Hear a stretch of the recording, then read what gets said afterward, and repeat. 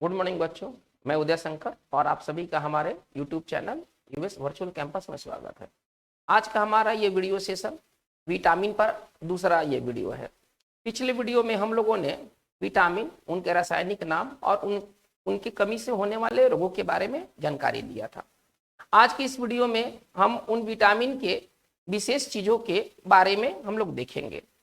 तो हम बात स्टार्ट करते हैं विटामिन ए से। विटामिन ए का उस वीडियो में आपको रासायनिक नाम बताया गया था, ठीक है ना। उसमें रासायनिक नाम बताया गया था। विटामिन ए का जो रासायनिक नाम है वो है रेटिनॉल। अब इससे जुड़ी हुई कुछ खास बातों को हम लोग देख लेते हैं।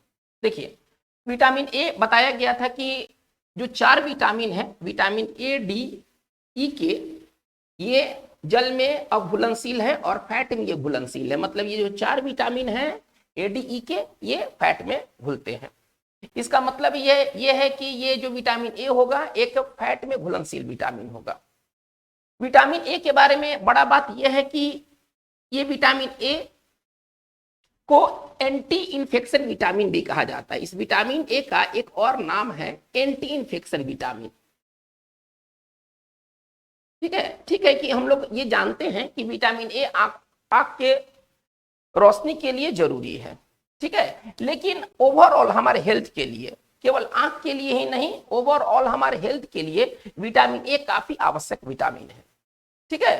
तो कहने का मतलब है कि ये आंख के अतिरिक्त हमारे बॉडी को कई तरह के इन्फेक्शन से बचाता है, जैसे कि बैक्टीरियल इन्फेक्शन, वायरल इन्फेक्शन से हमें ये बचाता है। तो विटामिन ए के बारे में एक बड़ा बात यह है कि विटामिन ए जो है एक एंटी इन्फेक्शन विटामिन है, ठीक है। दूसरा चीज इसमें क्या है, विटामिन ए एक ऐसा विटामिन है जो कुकिंग के दौरान पूरी तरह से नष्ट हो जाता है। मतलब ये लाइट में, एयर में और हीट में ये नष्ट होने वाला विटामिन है। ये पूरी तरह से डिस्ट्रॉय हो जाता है। ये विटामिन जो है वो कुकिंग के दौरान नष्ट हो जाता है। इसका मतलब यह है कि ये कुकिंग के दौरान नष्ट होने वाला विटामिन है, ठीक है ना।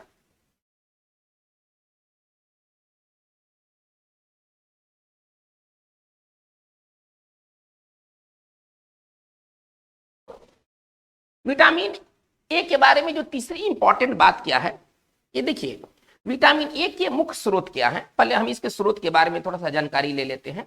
विटामिन ए का जो मुख्य स्रोत होता है, 2 तरह के इसमें हम चीज देख सकते हैं। इसके सोर्स हम 2 तरह से देख सकते हैं, ठीक है ना। इसके हम 2 तरह से स्रोतों को देख सकते हैं। इसका एक स्रोत जो है वो प्लांट है और दूसरा जो स्रोत है वो आपका एनिमल है, ठीक है ना। विटामिन ए हम दोनों जगह से प्राप्त कर सकते हैं, प्लांट से और एनिमल से। हालांकि जो प्लांट है ना, ये विटामिन ए का संश्लेषण नहीं करता है। तो प्लांट के जितने प्रोडक्ट होते हैं जो हमें प्लांट से मिलते हैं, उन सभी में ना बीटा कैरोटीन होता है। उन सभी में ना बीटा कैरोटीन पाया जाता है। और ये बीटा कैरोटीन की विशेषता है कि जब ये बीटा कैरोटीन हम भोजन के रूप में लेते हैं तो वो विटामिन ए के रूप में वो कन्वर्ट हो जाता है। इसका मतलब ये है कि हम जो भी पादप पदार्थ हम यूज करते हैं, ठीक है, विटामिन ए के स्रोत के रूप में, एक्चुअली उनमें विटामिन ए नहीं होता है। उनमें क्या होता है, उनमें बीटा कैरोटीन होता है जो कि विटामिन ए में तब्दील हो जाता है, ठीक है। अब इसमें जैसे कि क्या है, गाजर, पपीता, पके हुए आम, थोड़ा ध्यान दिया जाए, ये हमारे प्लांट प्रोडक्ट है जो कि विटामिन ए के अच्छे स्रोत है। एक्चुअली इनमें विटामिन ए के बजाय इनमें बीटा कैरोटीन होता है, ठीक है ना। और ये बीटा कैरोटीन को हम जब भोजन के रूप में लेते हैं तो ये विटामिन ए के रूप में तब्दील हो जाता है। जो एनिमल प्रोडक्ट के रूप में विटामिन ए का सबसे अच्छा जो स्रोत है वह है फैटी फिश, वह है फैटी फिश, और विशेष तौर पर fish liver oil. Fish liver जो आयल होता है, ये विटामिन ए का एक बहुत अच्छा स्रोत है। ये विटामिन ए का एक बहुत अच्छा स्रोत है। तो विटामिन ए के स्रोत में प्लांट और एनिमल दोनों कैटेगरी के ये चीज आते हैं। प्लांट से हमें गाजर, पपीता, पके हुए आम मिलते हैं जो कि विटामिन ए का अच्छा स्रोत है। इसके अलावा एनिमल से हमें मिलता है जो विटामिन, वो एनिमल है फैटी फिश, और फैटी फिश में खास तौर पर फिश लीवर आयल। इसके अलावा जो मिल्क है वो एक कॉमन स्रोत है विटामिन ए का। देखिए, मिल्क एक ऐसा चीज है, मिल्क के बारे में थोड़ा सा बात करते हैं। मिल्क एक ऐसा चीज है, इसमें केवल विटामिन सी नहीं पाया जाता है। नहीं तो विटामिन सी को छोड़ करके इसमें जितने भी आवश्यक विटामिन हैं वो दूध में मिलते हैं। तो कभी कोई ऑप्शन आ जाए एग्जाम्स में, कभी कोई सवाल आ जाए और उसमें कोई विटामिन का स्रोत पूछा जाए और उसमें अगर मिल्क अगर दे दिया गया हो और क्वेश्चन आपके विटामिन सी से नहीं जुड़ा हुआ हो, तो मिल्क ये किसी भी विटामिन का एक स्रोत माना जा सकता है। तो विटामिन ए के बारे में बच्चों हम लोगों ने क्या जाना, विटामिन ए एक एंटी इंफेक्शन विटामिन है। ये आंख के अलावा हमारे दूसरे पूरे हेल्थ को भी वो इंप्रूव करता है। कुकिंग के दौरान विटामिन ए नष्ट हो जाता है। इसके स्रोत में पपीता, गाजर, पके हुए आम और फिश लिवर ऑयल है। अब हमें यह देखना है कि विटामिन ए की कमी से हमें कौन से रोग होते हैं। ठीक है,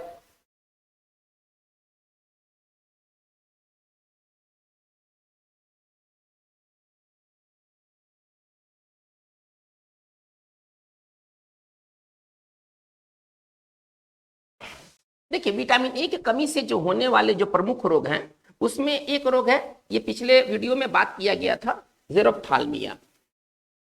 ठीक है, ये जेरोप्थाल्मिया एक रोग है जो कि विटामिन ए की कमी से होता है। देखिए जेरोप्थाल्मिया में होता क्या है, हमारे आंखों की जो कॉर्निया है, ठीक है ना, इसमें कॉर्निया जो होती है, आंखों की जो कॉर्निया होती है वो पूरी तरह से सूख जाती है। मतलब कि कॉर्निया में सूखापन पाया जाता है। ठीक है, कॉर्निया पूरी तरह सूख जाती है और यही कॉर्निया का बाद में जो सूखापन है ना, बाद में अंधापन को जन्म देता है और बच्चे अंधे हो जाते हैं। तो जेरोप्थाल्मिया में होता क्या है कि इसमें कॉर्निया सूख जाता है, कॉर्निया में इन्फ्लेमेशन आ जाता है, मतलब कॉर्निया मोटा हो जाता है। इसमें कॉर्निया में होता क्या है, इसमें ड्राइनेस आ जाता है। ठीक है, इसमें कॉर्निया का जो साइज है उसमें इन्फ्लेमेशन आ जाता है। तो ये बाद में यही कॉर्निया का ये जो प्रॉब्लम है, सुखापन और इन्फ्लेमेशन, ये बाद में के ब्लाइंडनेस को जन्म देता है, अंधापन को जन्म देता है। इसका मतलब है कि अगर जेरोप्थाल्मिया से अगर कोई बच्चा ग्रसित है तो वो अंधा भी हो सकता है। देखिए विटामिन ए की कमी से जो दूसरा जो डिजीज है, जो कॉमन डिजीज है, वो है रतौंधी। वह रतौंधी है। रतौंधी को हम कह सकते हैं नाइट ब्लाइंडनेस। रतौंधी को दूसरे भाषा में कह सकते हैं नाइट ब्लाइंडनेस। देखिए इसमें होता क्या है, रतौंधी में होता क्या है, हमारे आंख में ना रेटिना में दो सेल हैं। ठीक है ना, आई सेल, दो तरह के आई सेल हैं। इसके बाद में इसके बारे में हम लोग कभी अच्छी से जानकारी लेंगे। ठीक है, हमारे आई सेल दो है, एक है रॉड और एक होता है कॉन। तो कॉन्स कहिए, रॉड्स कहिए। रॉड्स में ना विजुअल पर्पल होता है। ठीक है ना, रॉड्स में विजुअल पर्पल होता है, ये एक पिगमेंट है, विजुअल पर्पल होता है। ये विजुअल पर्पल क्या करता है, ये विजुअल पर्पल लाइट के प्रति बहुत सेंसिटिव होता है और व्यक्ति को देखने में मदद करता है। लेकिन जब विजुअल पर्पल की कमी आ जाती है, रॉड्स में जब विजुअल पर्पल की कमी आ जाती है तो व्यक्ति लाइट के प्रति सेंसिटिव नहीं रहता है। इसका मतलब है कि व्यक्ति को कम रोशनी में दिखाई नहीं देता है। यदि कोई व्यक्ति रतौंधी से ग्रसित है तो इसका मतलब है कि उस व्यक्ति को कम रोशनी में दिखाई नहीं देगा। ठीक है, इसमें कम रोशनी में, इसको डिम लाइट कहिए, डिम लाइट में व्यक्ति को दिखाई नहीं देगा।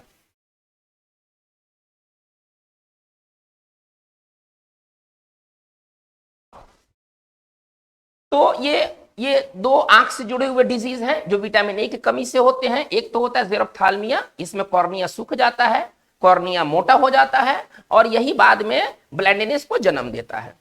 दूसरा जो डिजीज है जो विटामिन ए की कमी से होता है वह रतौंधी है। रतौंधी में क्या होते हैं कि रॉड्स में जो विजुअल पर्पल होता है उनकी मात्रा कम हो जाती है, जिसके कारण व्यक्ति को कम रोशनी में दिखाई नहीं देता है।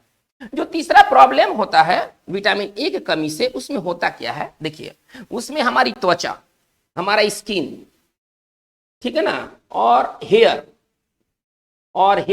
ये पूरी तरह से ये ड्राई हो जाते हैं और बाल जो है ना ये पूरी तरह से ड्राई हो जाते हैं। तो इसका मतलब है कि एक अच्छे त्वचा और बाल के लिए ना विटामिन ए आवश्यक है। ठीक है ना, विटामिन ए केवल हमारे आंखों के लिए ही नहीं बल्कि ये त्वचा और बाल के लिए भी इंपॉर्टेंट है। इसका मतलब है कि विटामिन ए की कमी से हमारे जो त्वचा और बाल में ना ड्राइनेस आ जाता है, सूखापन आ जाता है। तो ये प्रॉब्लम को हम विटामिन ए के मतलब कि इंटेक से, विटामिन ए के कंजम्पशन से ठीक कर सकते हैं। तो विटामिन ए के बारे में ये महत्वपूर्ण बातें हुई। अब हम बात आगे की ओर बढ़ाते हैं।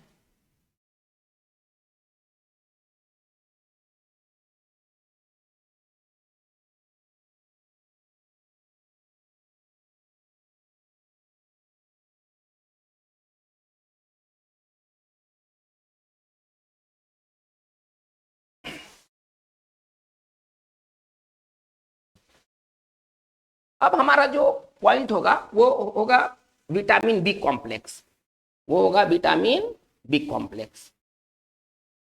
ठीक है ना। अब विटामिन बी कॉम्प्लेक्स के बारे में थोड़ा सा बात जानेंगे। देखिए विटामिन बी कॉम्प्लेक्स में जो पहला विटामिन है यह है विटामिन बी वन। तो इस विटामिन बी वन का जो रासायनिक नाम है वो है थाइमिन।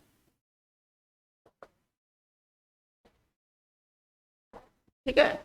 अब विटामिन बी वन के बारे में इंपॉर्टेंट बात क्या है, देखिए विटामिन जो बी वन होता है वो हमारा सीएनएस मतलब कि सेंट्रल नर्वस सिस्टम, आप ऐसे समझिए हमारे सीएनएस को ये सुचारू रूप से संचालित करता है।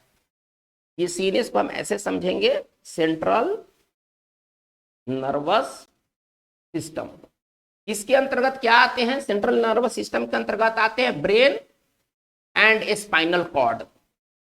ये इसके इस पर जो वीडियो हो आगे लेकर आएंगे। ठीक है ना, सेंट्रल नर्वस सिस्टम पर हम आगे वीडियो लेकर आएंगे। अभी मैं आपको टेम्पोररी वे में कुछ बताना चाहता हूं। विटामिन बी वन क्या करता है, हमारा जो सेंट्रल नर्वस सिस्टम है इसको सुचारू रूप से संचालित करता है। तो इसमें क्या क्या आते हैं, इसमें आते हैं एक ब्रेन और एक आता है स्पाइनल कॉर्ड। जो विटामिन बी वन का जो दूसरा फंक्शन क्या है, देखिए इसके पहले वाली वीडियो में बताया गया था कि ज्यादातर विटामिन जो होते हैं वो एंजाइम अथवा ज्यादातर जो विटामिन होते हैं वो कोएंजाइम का काम करते हैं। ठीक है। तो जो विटामिन बी वन है ये शरीर में, ठीक है ना, कार्बोहाइड्रेट के मेटाबॉलिज्म में, ठीक है ना, कार्बोहाइड्रेट के मेटाबॉलिज्म में एक कोएंजाइम का काम करता है। यानी कि कार्बोहाइड्रेट के मेटाबॉलिज्म में विटामिन बी वन की एक भूमिका होती है। यानी कि अगर शरीर में यदि हमें कार्बोहाइड्रेट के मेटाबॉलिज्म की जरूरत होती है तो विटामिन बी वन की आवश्यकता होती है। उसमें विटामिन जो बी वन है वो कोएंजाइम का काम करता है। कोएंजाइम क्या होता है, कोएंजाइम एक मतलब उसको सरल भाषा में आप ऐसे समझिए, एक ऐसा चीज होता है जो एंजाइम के दक्षता को, उसकी एफिशिएंसी को, उसके कार्य को बढ़ा देता है। ठीक है। तो जो B1 है, जो विटामिन B1 है, ये शरीर में कार्बोहाइड्रेट के मेटाबॉलिज्म में एक कोएंजाइम का काम करता है।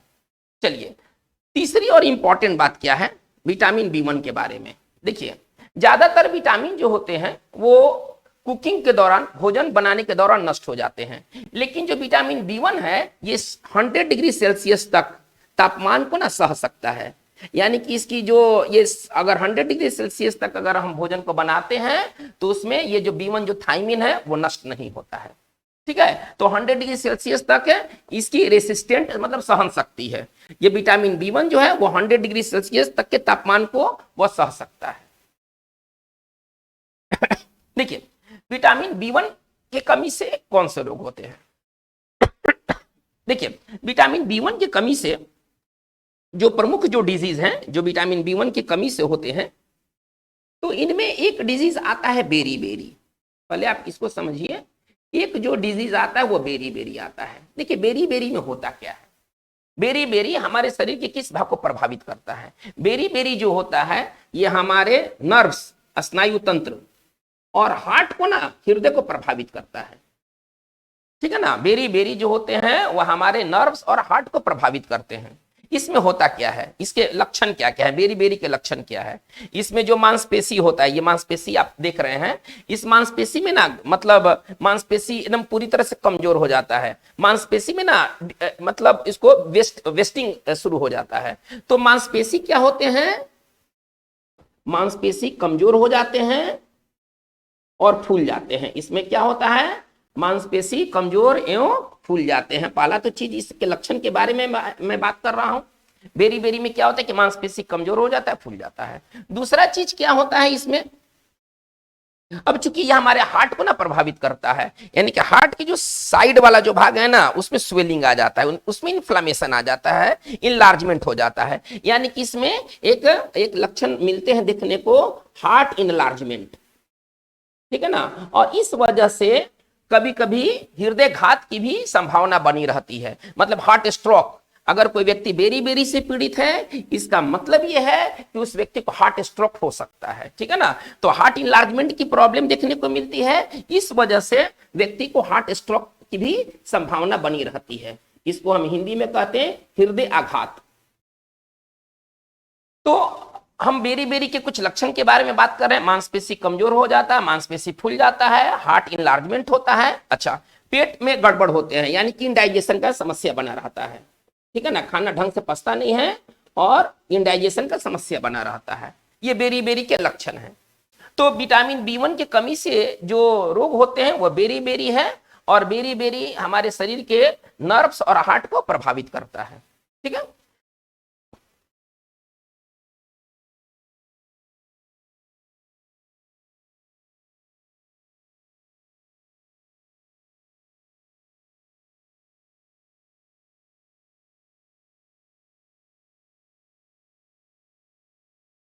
देखा जाए विटामिन बी टू की कमी से, सॉरी, विटामिन बी वन की कमी से जो होने वाले जो दूसरा रोग है, ठीक है ना, इसको कहते हैं एनोरेक्सिया। इसमें होता क्या है, आमतौर पर ना भूख नहीं लगता। एनोरेक्सिया क्या होता है ना, भूख नहीं लगने की बीमारी को है ना एनोरेक्सिया कहा जाता है। तो इसके दूसरा जो ये विटामिन बी वन या थायमिन की कमी से होने वाले एक रोग है एनोरेक्सिया। इसमें भूख नहीं लगना एक समस्या बन जाता है, इसमें भूख नहीं लगता है, ठीक है। देखिए विटामिन बी वन का एक दूसरा नाम और है जिसको हम कहते हैं एंटी,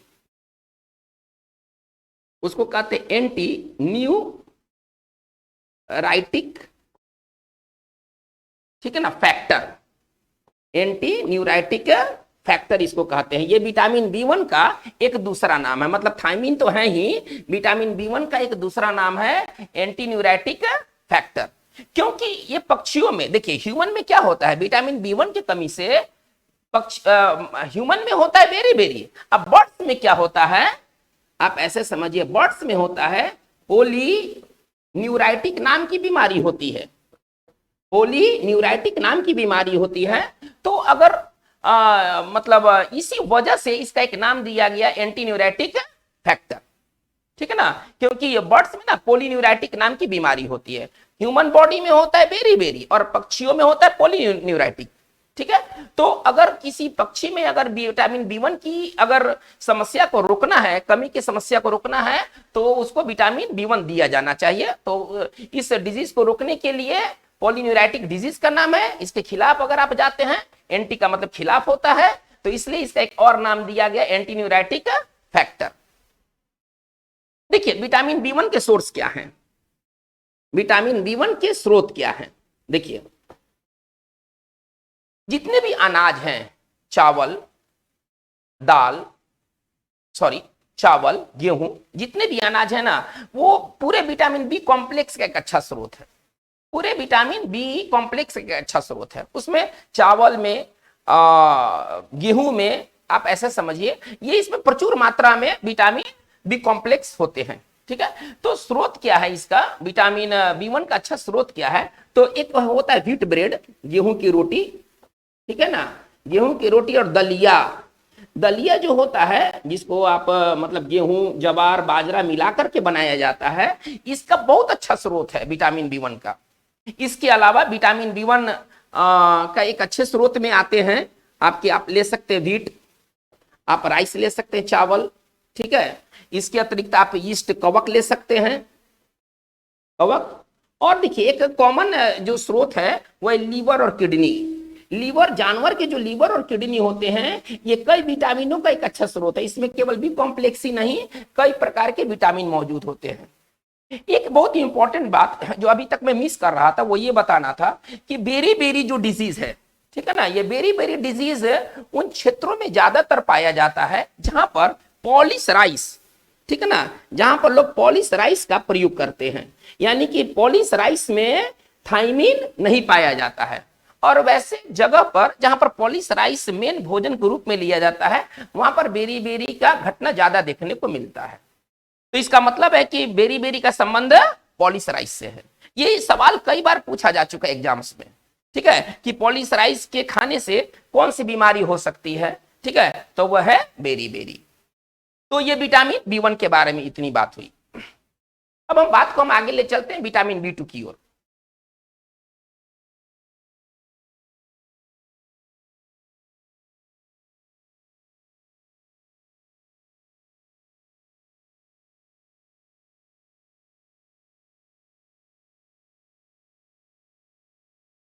देखिए विटामिन बी टू का जो रासायनिक नाम है वो है राइबोफ्लेविन। इसको पिछले वीडियो में भी बताया गया था। ठीक है, देखिए ये राइबोफ्लेविन जैसे कि अभी मैं बात किया था कि जो B1 होता है, ठीक है ना, ये कार्बोहाइड्रेट के मेटाबॉलिज्म के लिए जरूरी है। ठीक है ना, कार्बोहाइड्रेट के मेटाबॉलिज्म के लिए विटामिन B1 जरूरी है। ठीक है, तो B2 की जरूरत किस तरह के मेटाबॉलिज्म के लिए जरूरी है? तो B2 जो होता है वो कार्बोहाइड्रेट प्लस प्रोटीन, ठीक है ना, शरीर में कार्बोहाइड्रेट और प्रोटीन के मेटाबॉलिज्म के लिए B2 जरूरी है। ठीक है, हम आगे और भी देखेंगे कि B3 भी किसी चीज के लिए जरूरी होगा, B5 भी किसी चीज के लिए जरूरी होगा। देखिए ये ज्यादातर जो विटामिन होते हैं ये कोएंजाइम या तो कोएंजाइम है या तो कोएंजाइम के रूप में ये कन्वर्ट कर दिए जाते हैं। ठीक है, और ये हमारे मेटाबॉलिक प्रोसेस को आगे बढ़ाते हैं। ये क्या होते हैं, अभी मैं थोड़ा देर पहले बात किया था, कोएंजाइम क्या होते हैं? एंजाइम के साथ लग करके, ठीक है ना, वो केमिकल प्रोसेस को और तेज कर देते हैं। ठीक है, तो B2 क्या करता है शरीर में? B2 किस लिए जरूरी है? तो ये कार्बोहाइड्रेट और प्रोटीन के मेटाबॉलिज्म के लिए B2 जरूरी है। ठीक है, B2 का मेन B2 से जुड़ी हुई बीमारियां क्या है? ठीक है, तो देखिए जो विटामिन B2 की कमी से जो होने वाले रोग हैं वो, उस रोग का नाम है, इसको कहते हैं सिलोसिस, इसको कहते हैं सिलोसिस।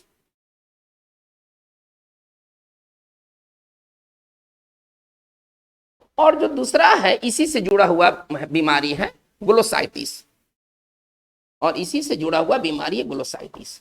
ठीक है, तो सिलोसिस और ग्लोसाइटिस ये विटामिन B2 की कमी के कारण होता है।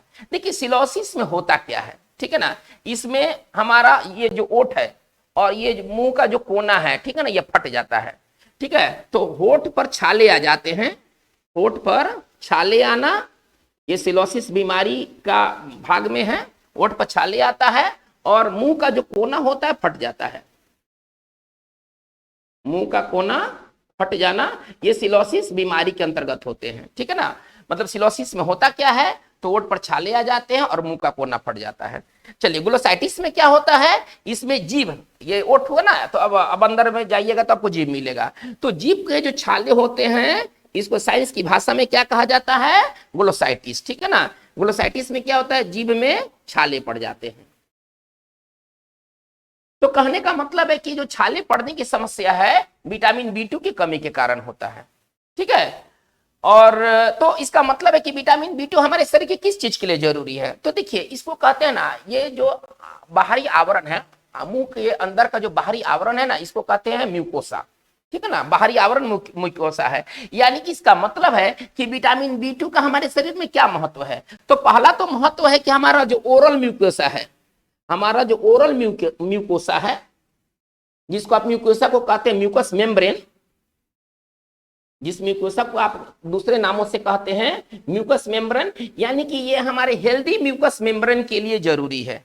क्योंकि इसी के अभाव में ना ये छाले पड़ते हैं ओठ पर या जीभ पर। तो इसका मतलब है कि अगर म्यूकस मेम्ब्रेन जो बाहरी आवरण है, हमारे त्वचा का जो बाहरी आवरण है, यदि वो हमें हेल्दी आवरण चाहिए तो इसका मतलब है कि वो B2 की कमी नहीं होनी चाहिए। यानी कि शरीर में B2 का क्या फंक्शन है, तो हमारे वो ओरल म्यूकोसा को हेल्दी बनाए रखता है। ठीक है, देखिए जो दूसरा चीज है वो B2 से संबंधित क्या है, जो दूसरा चीज है, अब सोर्स के बारे में बात कर लेते हैं। दूसरा जो चीज इसका सोर्स है, तो देखिए आमतौर पर अनाज, अभी मैं बात किया हूं, अनाज किसी भी विटामिन B कॉम्प्लेक्स के लिए एक स्रोत के रूप में देखा जा सकता है।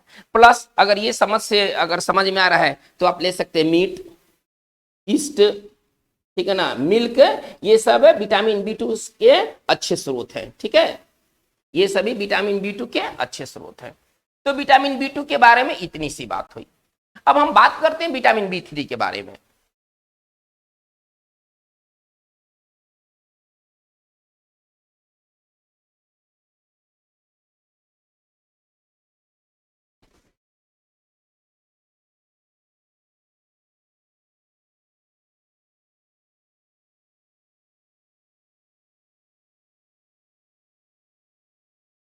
देखिए B3, इसका रासायनिक नाम आपको पिछले वीडियो में बताया गया था।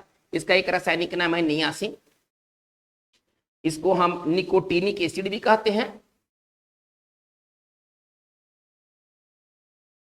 इसका एक और नाम है पीपीएफ। पीपीएफ का मतलब क्या हुआ देखिएगा, प्लेगरा प्लेगरा प्रिवेंटिंग फैक्टर, ठीक है ना। पीपीएफ का नाम है प्लेगरा प्रिवेंटिंग फैक्टर, ठीक है। तो विटामिन बी3 इन नामों से जाने जाते हैं। नियासिन इसमें कॉमन नेम है, ठीक है ना, नियासिन, निकोटिनिक एसिड या पीपीएफ। देखिए ये बी3 क्या करता है, शरीर में क्या करता है। पहला तो चीज ये है कि कोलेस्ट्रॉल का जो हमारे शरीर में जो उत्पादन होता है, जो प्रोडक्शन होता है, ठीक है ना, वो जो नियासिन है ना उसको रोकता है, ठीक है। इसका मतलब है कि हमारे कोलेस्ट्रॉल का जो प्रोडक्शन है, कोलेस्ट्रॉल का जो शरीर में प्रोडक्शन है, ठीक है ना, इसको ये रोकता है, इनहिबिट करता है।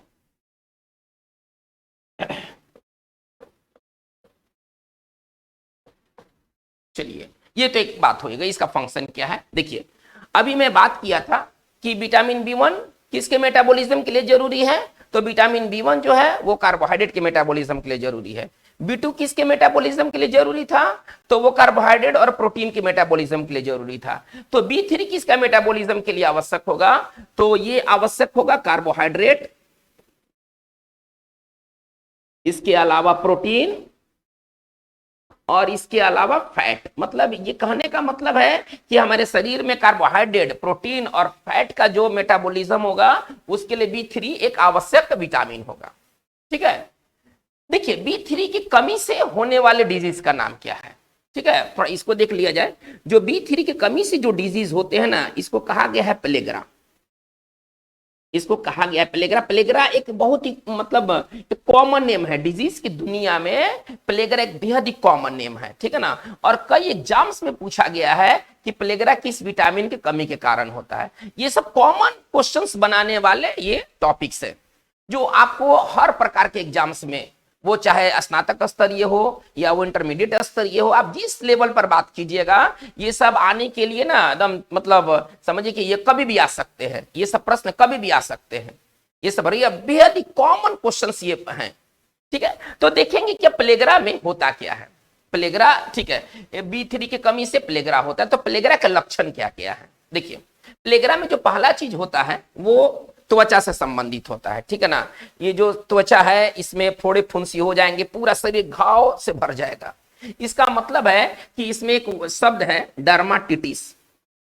डर्माटिटिस, डर्मा का मतलब त्वचा होता है, ठीक है ना। कभी आपने सुना होगा डर्मिकूल, जो हम लोग समर सीजन में लगाते हैं, ठीक है। तो डर्मा का मतलब त्वचा है। इसका मतलब है कि त्वचा, प्लेगरा में क्या होगा, तो त्वचा संबंधी बीमारी। त्वचा संबंधी बीमारी क्या होगी, तो शरीर में फोड़े फुंसी या पूरे तरह घाव से भर जाएंगे, ये डर्माटिटिस हो गया, ठीक है। पूरा शरीर एक जीमा जैसा हो जाएगा, एक जीमा में चकते चकते पूरे शरीर में निकल जाएंगे, ठीक है। तो ये कहने का मतलब ये प्लेगरा का पहला लक्षण होगा कि शरीर में जो है वो पूरी तरह फोड़े फुंसी से भर जाएंगे, घाव से भर जाएंगे और शरीर पूरा चकतानुमा एक जीमा जैसा हो जाएगा। ये तो पहला चीज हुआ। दूसरा चीज इसमें क्या होता है प्लेगरा में, इसमें डिमेंशिया। देखिए डिमेंशिया का मतलब क्या होता है ना, मानसिक विकार, है ना। कमजोर दिमाग के व्यक्ति को ना डिमेंशिया कहते हैं। तो डिमेंशिया में होता क्या है, प्लेगरा से ग्रसित व्यक्ति को डिमेंशिया का भी समस्या होगा। डिमेंशिया का मतलब सरल भाषा में कहें तो उसका जो मानसिक विकार उसमें पैदा होंगे। ये सब क्या है, ये सब प्लेगरा के लक्षण हैं। प्लेगरा में क्या होगा, शरीर फोड़े फुंसे से भर जाएंगे, व्यक्ति जो होगा वो दिमागी रूप से कमजोर हो जाएगा। तीसरा क्या होगा इसमें, डायरिया। तीसरा इसमें होगा डायरिया। डायरिया में क्या होगा, बार बार लूज मोशन होंगे। डायरिया को अगर सिंपल भाषा में कहें तो बार बार लूज मोशन होना डायरिया कहलाता है, ठीक है। बार बार दस्त लगेंगे। और जो चौथा चीज इसमें क्या होगा, इसमें चौथा चीज हो जाएगा डेथ। देखिए ये सब प्लेगरा का लक्षण है। डर्माटिटिस मतलब फोड़ा फुंसी, डिमेंशिया मतलब दिमागी रूप से कमजोर या दिमागी बीमारियां इसको हो जाएगी।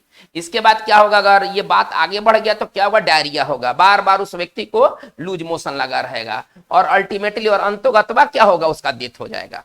तो कहने का मतलब है कि इसी गुण के कारण कि इसमें 4 डी है, डी डी डी डी, इसी वजह से प्लेगरा को कहा गया है 4D सिंड्रोम। देखिए इनको एक खास नाम दिया गया है 4D सिंड्रोम। इसका मतलब क्या है कि यदि किसी व्यक्ति को प्लेगरा है तो उसके अंदर में ये सारे लक्षण मिलेंगे। प्लेगरा का दूसरा नाम है 4D सिंड्रोम। ठीक है, तो ये विटामिन B3 से होने वाले रोग हैं और ये रोग का ये लक्षण है। देखिए एक बात मैं कहना चाहूंगा विटामिन B3 के बारे में। अभी मैं थोड़ा देर पहले बोला था कि या तो ये विटामिन जो है या तो ये कोएंजाइम होते हैं, ओके, या तो ये कोएंजाइम के साथ रहते हैं, मतलब कोएंजाइम का एक हिस्सा बन जाते हैं, या तो ये कोएंजाइम है या तो कोएंजाइम के रूप में कन्वर्ट हो जाते हैं।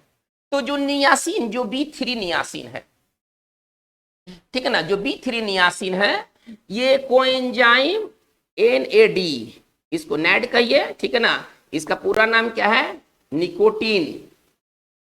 निकोटीन एमाइड, ठीक है ना, AD9, ठीक है ना, D फॉर डाइन्यूक्लियोटाइड।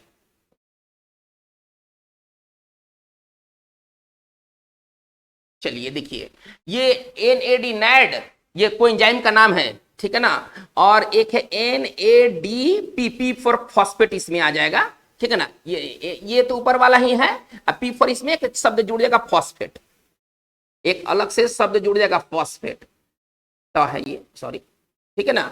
तो कहने का मतलब है कि ये जो दो जो कोएंजाइम है इनका एक हिस्सा नियासिन है। कहने का मतलब है कि ये कोएंजाइम के ये दो कोएंजाइम नियासिन को कंटेन करते हैं, ठीक है ना, अपने साथ रखते हैं, या हम यूं कहें कि ये दो कोएंजाइम का एक हिस्सा नियासिन भी है। तो नियासिन का संबंध किस दो कोएंजाइम से है, तो NAD और NADP, ठीक है ना। NAD का पूरा नाम है निकोटीन एमाइड AD9 डाइन्यूक्लियोटाइड, ठीक है। अच्छा, अब इसमें केवल हमें अलग से P देखना है, तो P का मतलब हम फॉस्फेट समझेंगे। ये दो कोएंजाइम का नाम है, ठीक है ना, जो अपने साथ B3 को रखते हैं। देखिए एक बात, बहुत इंपॉर्टेंट बात है, जिसको मैं उस समय बताना मैं मिस कर गया था, अभी मैं बता देता हूं। अभी मैं पेलेगरा के बारे में बात कर रहा था। देखिए पेलेगरा कहां पर ज्यादा होता है, ये पेलेगरा के बारे में तो लक्षण बहुत भयंकर लक्षण नजर आए।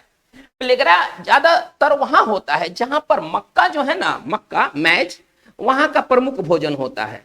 देखिए थोड़ा देर में पहले मैं क्या बोला था, उस क्षेत्र में जहां पर पॉलीसराइस मुख्य भोजन होता है, जहां पर पॉलीसराइस मुख्य भोजन होता है, वहां के लोग किस बीमारी से ग्रसित होते हैं, बेरी, ओके। और जिस क्षेत्र में मैज मतलब मक्का मुख्य भोजन होता है, वहां के रोग किस रोग से ग्रसित होते हैं, प्लेगरा से। क्योंकि जो मैज होता है ना, शरीर में नियासिन का अवशोषण नहीं होने देता है। हम नियासिन वाला कोई भी प्रोडक्ट खाते हैं जिसमें नियासिन है, ठीक है, लेकिन वो तभी शोषण होगा जब मैज इंटरफेयर नहीं करेगा। मैज क्या करता है, मक्का क्या करता है, शरीर के अंदर B3 के या नियासिन के अवशोषण को इंटरफेयर करता है। तो बॉडी जो है ना, वो नियासिन को ग्रहण नहीं कर पाता है, जिसके कारण प्लेगरा का जन्म होता है। तो विटामिन B3 के बारे में इतनी सी बातें हैं। अब इसके स्रोत वही कॉमन स्रोत है। अरे देखिए, मिल्क हर जगह है, ठीक है, अनाज हर जगह, हर बी कॉम्प्लेक्स में अनाज है। अब में इसमें कोई स्पेसिफिक ऐसा स्रोत नहीं है जो बताने लायक है, ठीक है ना। वही जो चीज जो जिस चीज से हमें B1 मिलता है वही चीज से B2 भी मिलेगा। थोड़ा सा हेरा फेरी है, बस, ज्यादा हेरा फेरी नहीं है। हाँ, इसमें जानने लायक बात क्या है कि मैज के जहां पर मुख्य भोजन है, ठीक है ना, वहां पर प्लेगरा होता है, और जहां पर पॉलीस्टराइस मुख्य भोजन है वहां पर बेरी होता है। अब बात को हम यहां से आगे बढ़ाते हैं।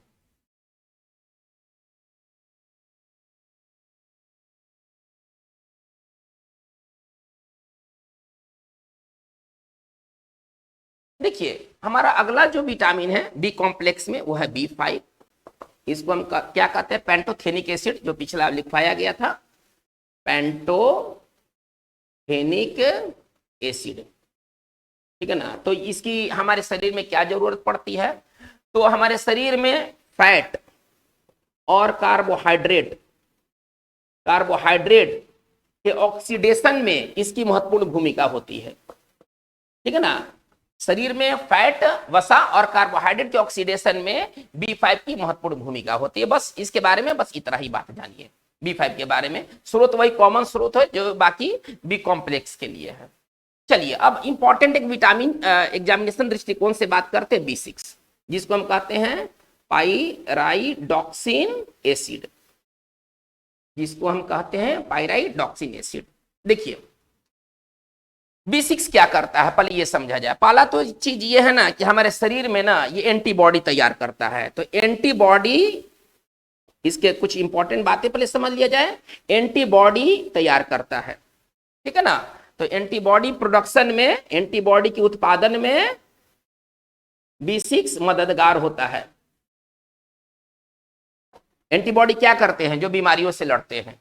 दूसरा बात क्या है, ये जो B6 होता है, देखिए अधिकांश जो विटामिन है वो क्या है, वो कुकिंग के दौरान नष्ट हो जाते हैं, हीट को सह नहीं पाते हैं, लेकिन ये हीट रेसिस्टेंट विटामिन है ये B6। इसका मतलब क्या है कि B6 अगर भोजन में है और यदि हम उसे पकाते हैं तो वो नष्ट नहीं होगा। इसका मतलब है कि ये जो है ना टेम्परेचर, तापमान रेसिस्टेंट विटामिन है, ठीक है ना। ये इसको झेल लेगा, नष्ट नहीं होगा, ठीक है।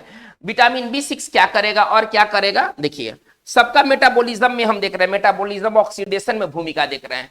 तो फैट और कार्बोहाइड्रेट के ऑक्सीडेशन में क्या जरूरी था, B5।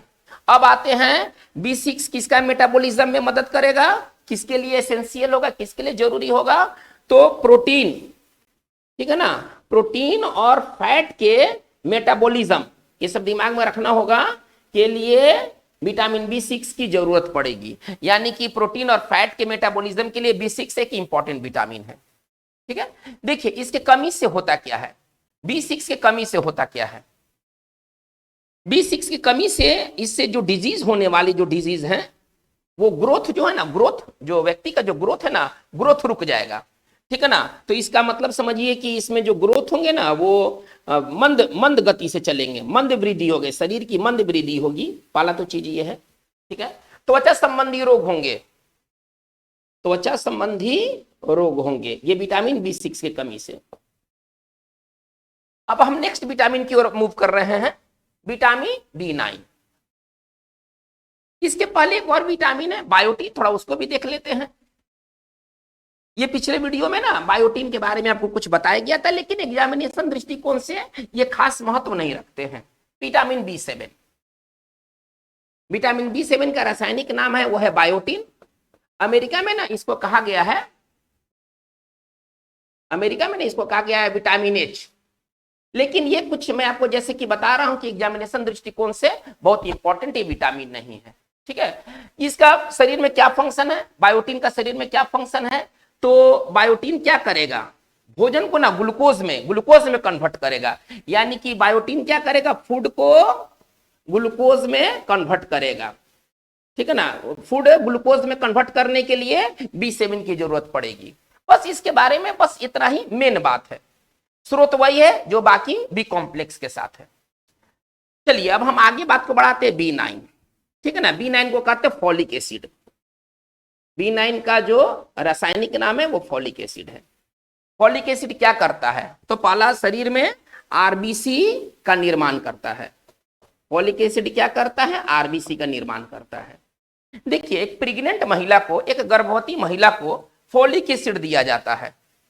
फॉलिक एसिड के अभाव में एक प्रेग्नेंट महिला को कौन सी बीमारी हो सकती है, तो उसका नाम है मेगालोब्लास्टिक एनीमिया। मेगालोब्लास्टिक एनीमिया ये पिछले वीडियो में भी बताया गया था। मेगालोब्लास्टिक एनीमिया में क्या होता है, RBC का बहुत ज्यादा उत्पादन हो जाता है, एक नॉर्मल सीमा से ज्यादा RBC का उत्पादन हो जाता है, ठीक है ना, जो कि स्वास्थ्य के लिए ना डेंजरस साबित होता है। तो किसी प्रेग्नेंट महिला को मेगालोब्लास्टिक एनीमिया ना हो, इसलिए है ना कंसीव के समय से ही फॉलिक एसिड उनको दिया जाता है। दूसरा चीज है, फॉलिक एसिड उनके लिए क्यों और जरूरी है, क्योंकि जो नवजात शिशु हैं, यदि महिला में यदि फॉलिक एसिड की कमी रह गई तो जो बच्चा जो जन्म होकर जो आएगा उसमें एक बीमारी होता है, बीमारी का नाम है न्यूरल डिफेक्ट होता है, ठीक है ना, उसको न्यूरल ट्यूब डिफेक्ट कहते हैं।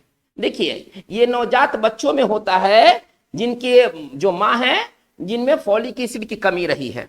ये न्यूरल ट्यूब डिफेक्ट क्या होता है, इसमें जो बच्चे जो होते हैं ना उनका ब्रेन, आप ऐसे समझिए, उनका स्पाइनल कॉर्ड, ठीक है ना, उनका स्पाइनल कॉर्ड, उनका दिमाग, स्पाइनल कॉर्ड और रीढ़ की हड्डी जो होता है बैकबोन, ये पूरी तरह से विकृत होते हैं। तो बच्चे विकृत ना निकले बच्चे विकृत ना पैदा हो, इसलिए एक प्रेग्नेंट महिला को फोलिक एसिड दिया जाता है। 2 कारणों से दिया जाता है, एक कि महिला को मेगालोब्लास्टिक एनीमिया ना हो, दूसरा कि जो नवजन्मे बच्चे हैं उनको न्यूरल ट्यूब डिफेक्ट ना हो। ठीक है। विटामिन ये जो B9 है इसको अमेरिका में ना विटामिन एम कहा गया है। अमेरिका में ना इसको विटामिन एम का नाम दिया गया है। B9 क्या करेगा? जाहिर सी बात है कि आरबीसी का ये निर्माण करेगा। आरबीसी के निर्माण के लिए, शरीर में आरबीसी के निर्माण के लिए विटामिन B9 की आवश्यकता पड़ती है। ठीक है, ये शरीर में आरबीसी का निर्माण करेगा। इसके बाद हम बात करते हैं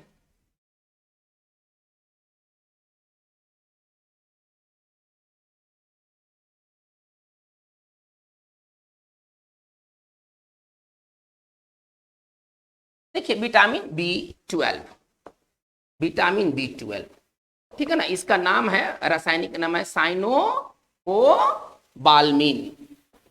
ठीक है ना। देखिए ये एक ऐसा विटामिन है जो अपने अंदर कोबाल्ट लिए रहता है। ठीक है ना, मतलब B12 में कोबाल्ट पाया जाता है। आप इसको सिंपल भाषा में ये समझिए, कोबाल्ट क्या जरूरी है भाई? कोबाल्ट कैंसर से लड़ने की क्षमता रखता है।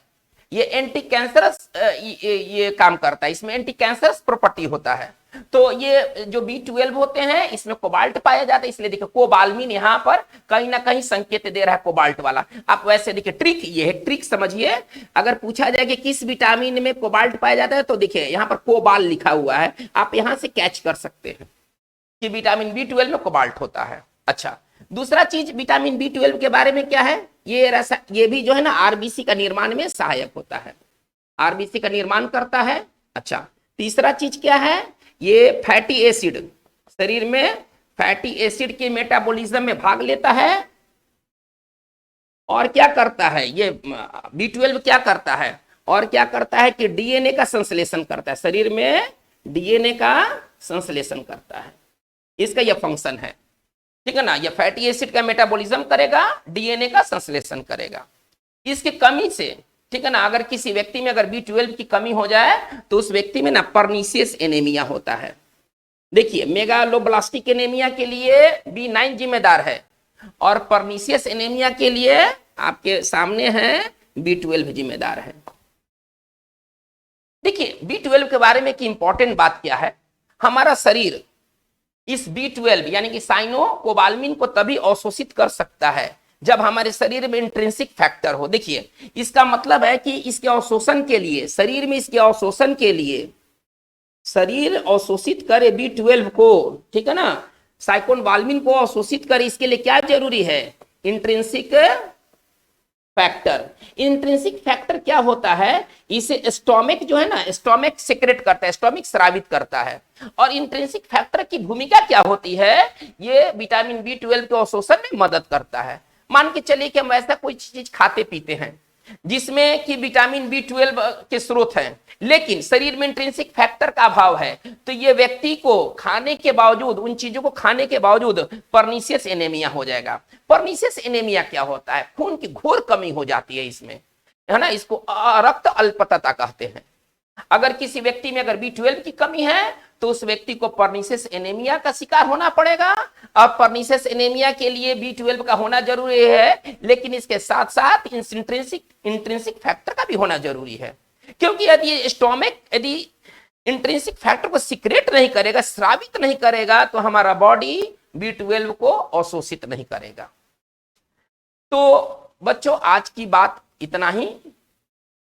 अभी हमें vitamin C, vitamin D, vitamin E और विटामिन K के बारे में जानकारी लेना है, लेकिन समय अभाव के कारण आज की बात बस इतना ही रहेगा। इन बातों को जो विटामिन शेष जो विटामिन बचे हुए हैं हम उनको नेक्स्ट वीडियोस में लेकर आएंगे।